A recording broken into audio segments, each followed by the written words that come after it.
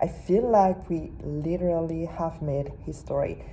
I've always been a Trump supporter, just being ashamed to actually admit it out loud, especially when you're surrounded with a lot of people not sharing those same values. And every time that I was trying to kind of share a bit of what I think is fair, not only for United States but for the whole world. And I'm not American. I live in Canada. I'm from Cameroon, and of course, any politics in United States is affecting Canada directly, whether we like it or not, and at some point internationally speaking too. And I believe that a lot of people would have different reasons to support either Kamala or Trump. To be honest, for me, the main reason I supported Trump was because being a Christian, there's just so many of things that I honestly disagree with when it comes to the Democratic Liberal Party. And we can go around with the trans community to start. And honestly, the lack of just common sense was very much getting bigger and bigger on that side, right? And never been a fan of identity politics, never been a fan of BLM. I think every single time that I was looking and seeing the situations the way they were presented online and on social media, I always kind of thought about the critical part of way and be like, there's something here that is just not being clear. Like there's lies here. And to kind of share a bit of the history of me actually being a Trump supporter, it was for me to choose the lesser evil. And any person representing the Republican Party for me would have been the person that I would pick, definitely and for sure. The reason that I actually went for the Trump and in my head voted for him, although I'm not American, was definitely because after watching the whole interview with Joe Rogan, I kind of discovered a lot more of the layers that people don't necessarily see online or that people don't necessarily display online. From the time he was the president the first time, I was hearing so much of the bad thing that he was doing.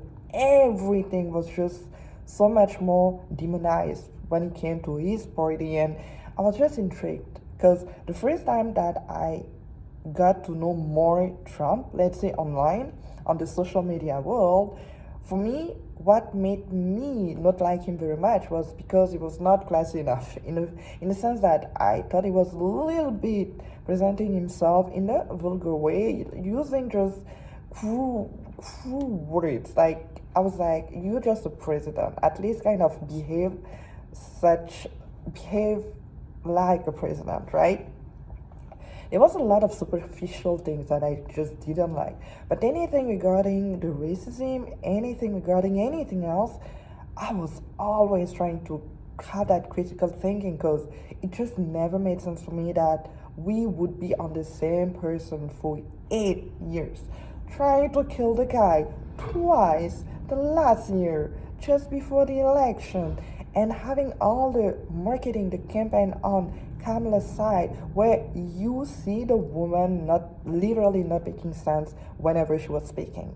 And I really felt such a fakery vibe coming from her. I was like, the girl is just not thinking for herself at all. And again, I don't want to have to go into the personality, and I really want to go into the ideas, because for me, that what made me really go for Trump when I start listening to him directly, not necessarily what social media is telling you to do or telling you the thing, to actually listen to him, what he has to say for the economy, for the immigration, and all those stuff, where at the end of the day, you start watching the guy, listening to the guy, even though you don't like every single thing that he's saying, even if you feel like the guy is narcissistic, you just get to think about the alternative of it, and you're just like, no, I can't. I just can't. And my favorite person out of all those Republicans was Vivek Ramaswamy. He's my favorite, like favorite. I just hope at some point he's gonna be able to be the president of the United States, because that would be, for me, anything that I would wish for, right? But when you get just two choices that we got, you have to think critically and be like, I just can't. And like I shared with a lot of my friends, like for the last couple of weeks, where I was literally getting a little bit blasted here for actually not supporting Kamala at all. And because of the fact she was a woman, and that actually pissed me even more because I was like, I had to have to choose or just want to think that I would be able, if I was American, to vote for someone that actually is able to develop and fix America and not necessarily have a representation. We've had a lot of representations, we haven't gone anywhere at all. And I think that what people missed a lot when it comes to the emotional part of just getting to feel connected to somebody because the person is telling you everything that you want to hear and you feel good about it. And then when you get to go into the concrete part of it, you don't see much. And I think for the Trump part, I'm very hopeful that he would be the one to change the things. And even if people disagree, and even if people get blasted for kind of supporting Trump, I do believe it was a better choice. Like, I have no regrets about it. Now we're just waiting to see what's going to happen next. But I can tell you that I was talking to my mom, I think it was a couple of weeks ago, and she was actually telling me that a lot of African leaders actually are in support of Trump. Why? Because he's not haven't portrayed himself as being somebody that would go on people businesses in the all countries. And when it came to the Democrat and the Liberal Party, we've had a lot of history surrounding worries, surrounding the economy not being fixed and just getting worse.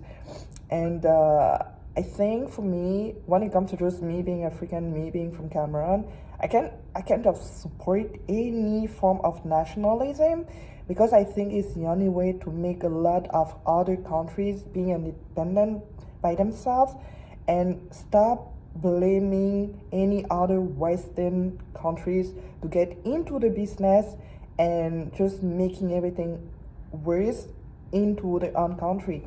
And I feel like for Trump, you can say whatever you want about the guy and whatever he's gonna say online that would be considered being such a cruel or just brutal or just violent thing. But at the end of the day, he's taking care of American business. He's not interested in getting into other countries' business. And that thing is the thing that I love the most because being African, I definitely support the independence of every single country.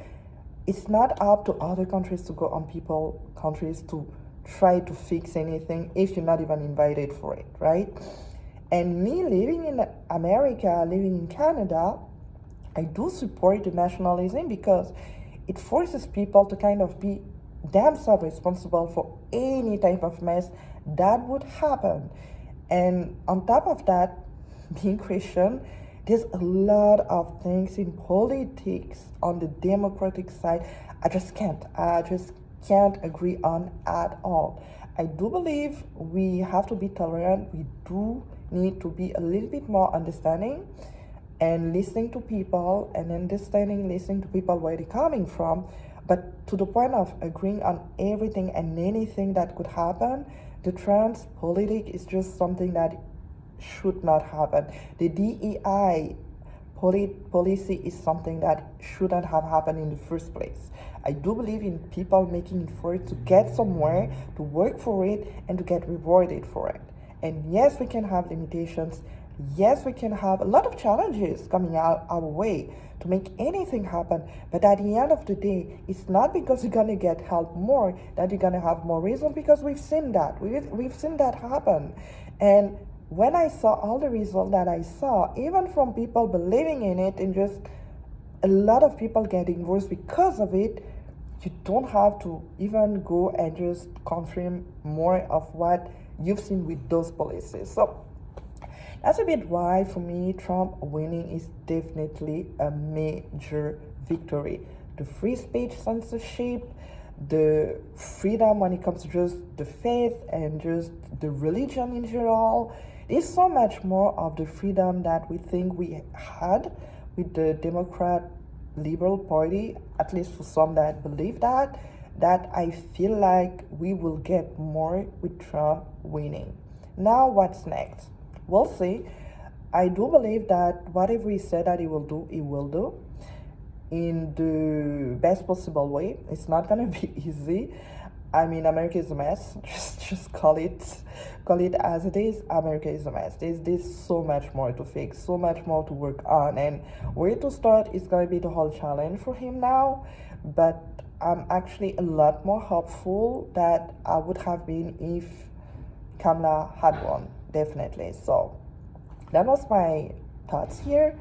I'm not necessarily the popular, the popular, let's say, Trump supporter wherever I am, wherever I live, and even within my own friends. But I'm okay with that. I've been okay with that for such a long time now that nothing is just a surprise for me anymore. I feel like I just found more confidence into sharing what I truly believed, and that's something that I had believed for such a long time. And I had no issue with Trump whatsoever. Like I said, it was much more so the superficial part of me not liking Trump more than actually facts or things that he had done.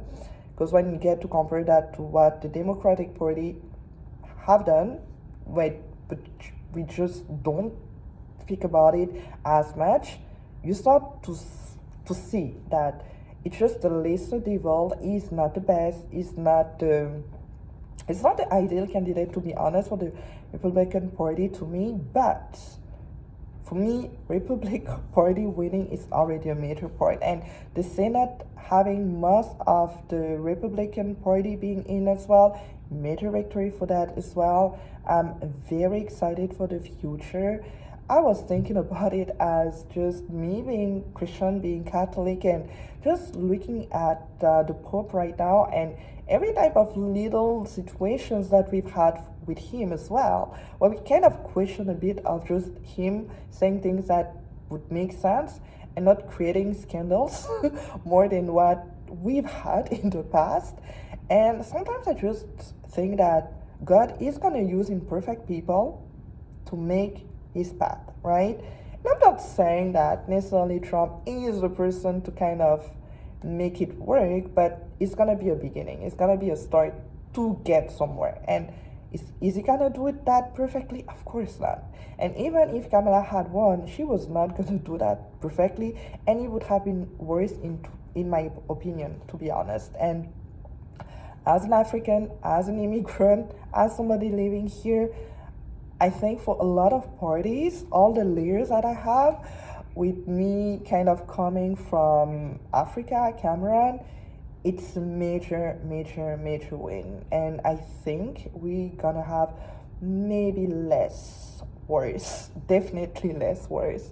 Definitely a better economy because we've seen progress when he was president the first time around. So if he continues that way, it's gonna be a win, but it's not gonna be easy. It's not gonna be easy. The struggle is there. It's not because he won today that everything is pink, everything is beautiful, that we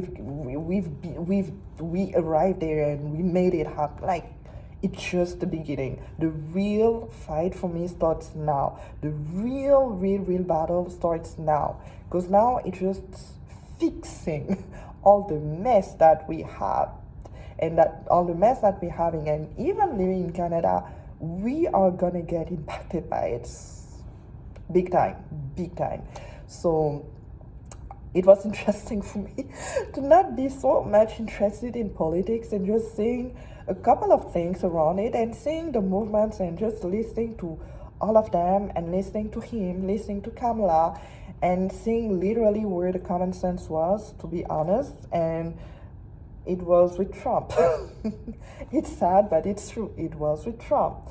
And you can disagree, of course. You can be mad, you can be sad, because not everybody is going to be happy. If Kamala had won, not everybody was going to be happy either. But at least I'm happy for today. At least I know I get to kind of sleep a little bit more tonight with a lot more hope. And this morning it was funny because my colleagues, they were all disappointed that Trump won, but I was like, well, I'm so used to people just hating Trump around me that now I'm I just had to have that big smile, and I honestly genuinely having a big smile today because of it. I'm like, I'm sorry, it happened. Deal with it now, and we'll see the rest of it. We'll see whatever is gonna happen, and I'm sorry for people that really we wishing for Kamala to win, because there are a lot of things that I see, a lot of things that I watch online on YouTube that I kind of saw a lot of women, especially black women, especially struggle with when it came to choosing Kamala over Trump for any reason, right? And I do believe sometimes that yes, it makes sense for some of the struggle and some of the fear. Sometimes the fear doesn't make it a reality though. It just makes it something that you think is gonna happen but not necessarily will happen with Trump. I hear this morning when I was talking to my colleagues, because they brought up the election results, and he was telling me how much Trump is going to be dangerous for the society with all of the things that he had done. And I brought him the fact that the economy got better with him, though, and that honestly, major support coming from the international, let's say, landscape was for Trump, right? And that says a lot. When you see black people having been, like, in terms of quantity, doubled for Trump's support, Latino voters doubled for Trump, and internationally wide, from what I heard from my mom, living in Cameroon, that's the same support. It's something that she's seen over there as well. That says a lot. That says a lot about the Democratic Liberal Party, and that they've been kind of just making it worse those last couple of years. And again, here, you're free to disagree. Not everything is pink, not everything is ideal now. We just know we can get somewhere, and that's just the start.